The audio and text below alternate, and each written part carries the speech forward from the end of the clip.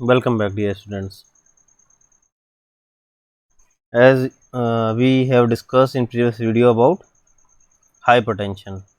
In previous video, we have discussed about the definition of hypertension, the classification of hypertension, and the pathophysiology of hypertension and epidemiology of hypertension. And now we are on causes of hypertension. As hypertension has a lot of causes, just like fever. जैसे आप सभी लोग जानते हैं, बुखार के बहुत सारे कारण हो सकते हैं, क्योंकि बुखार कोई डिसीज़ तो है नहीं, एक सिम्टम है। तो बुखार के बहुत सारे क्या होते हैं, कॉज होते हैं। सेम एज हाइपरटेंशन के भी बहुत सारे कॉजेज होते हैं। जैसे हम फर्स्ट के लिए बात करें, increase sympathetic nervous system activity. तो increase sympathetic nervous system activity होता क्या है इसके अंदर? आपने एनाटॉमी के अंदर पढ़ा होगा, सिस्टम दो प्रकार के होते हैं, पैरासिम्पैथिक नर्वस सिस्टम और सिंपैथेटिक नर्वस सिस्टम।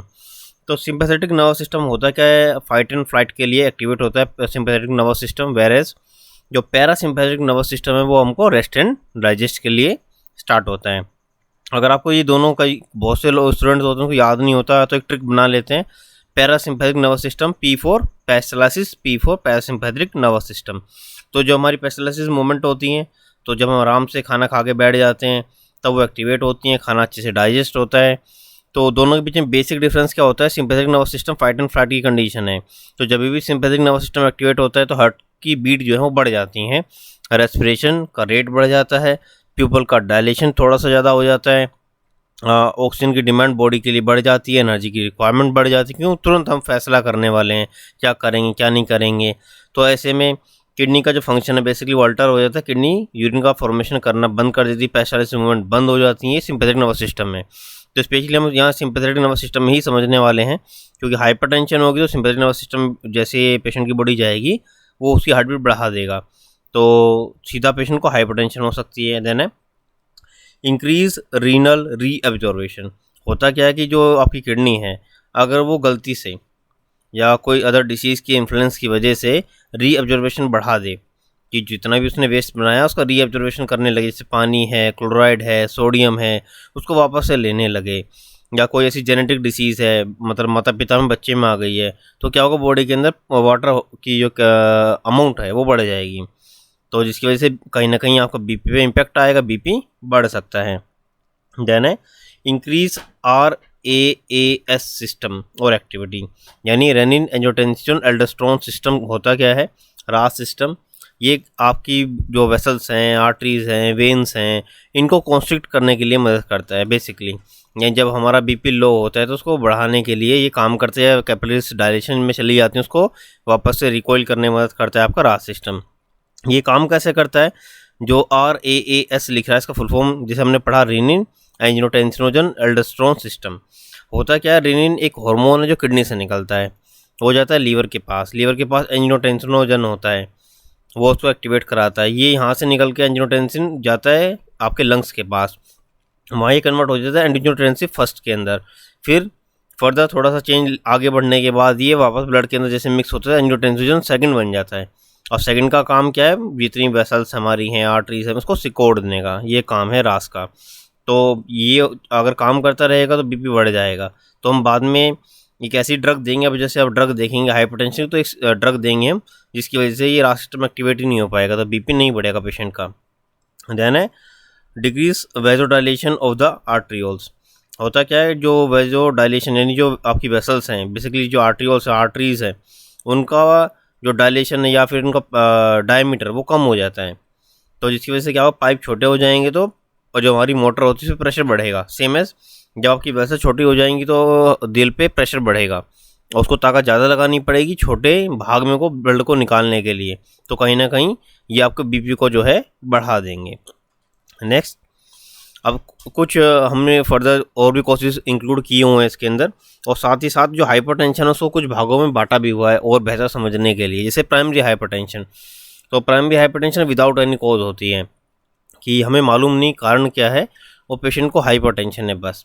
जैसे ये फैमिली हिस्ट्री है, माता पिता को हाइपरटेंशन थी, हो सकता है बच्चों को हाइपरटेंशन हो। देन आर्टियल डीजनरेशन होने लगे, आपकी जो आर्टरीज हैं वो डीजनरेट होकर ख़त्म होने लगी, हार्ड हो जाएंगी, तो पाइप वापस संकरा हो जाएगा, इलेक्ट्रिसिटी लूज हो जाएगी।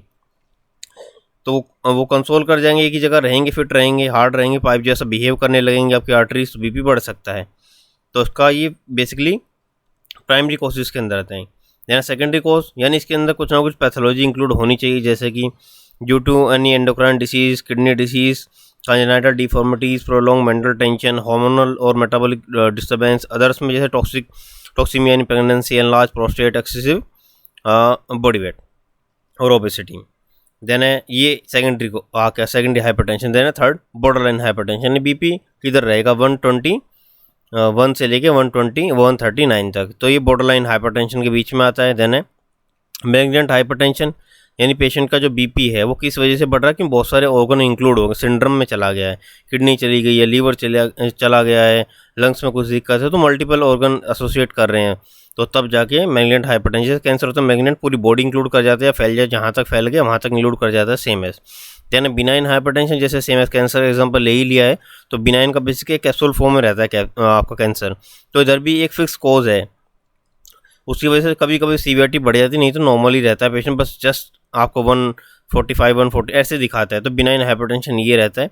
देन वाइट कोट हाइपरटेंशन, तो जब भी पेशेंट एंजाइटी में चला जाए, पैनिक हो जाए, किसी वाइट कोट को देखा, यानी डॉक्टर आ रहे हैं सामने से, नर्स आ रही हैं सामने से, उनके हाथ में स्टेटो है या बीपी अपरेटस है या कोई ट्रे वगैरह, तो पेशेंट सोचेगा पता नहीं क्या करने के लिए आ रहे हैं लोग, आपको इंजेक्शन लगाएंगे या क्या करेंगे, तो उससे पैनिक हो जाता है हॉस्पिटल की सेटिंग के अंदर पेशेंट, तो क्या होगा उसको बोलते हैं white coat hypertension.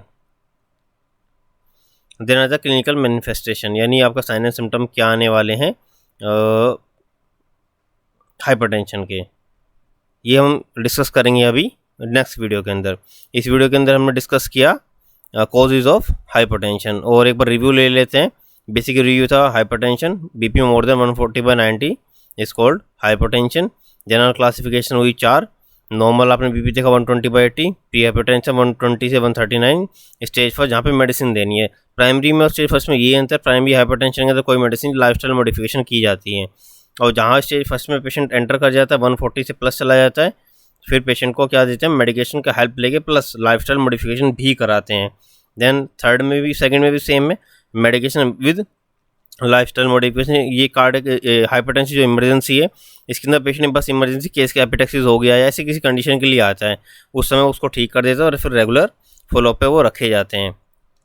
Normal elevated stage first stage second ये जस्ट हमने देख लिया। पैथोफिजियोलॉजी जो बॉडी के अंदर चेंजेस आ रहे हैं, मल्टी सेक्टोरल होती है बेसिकली हाइपरटेंशन, तो वो हमने सब देखा था। ओबेसिटी है, सोडियम का इंटेक बढ़ जाता है, जेनेटिक अल्ट्रेशन है, इसकी मॉर्बिडिटी थोड़ी ज़्यादा है, एप्टोलॉजी के अंदर हमने देखी थी। तो मोस्ट ऑफ इंडिया के अंदर भी लगभग कॉमन ही परसेंटेज हैं, जैसे अमेरिका के अंदर हैं।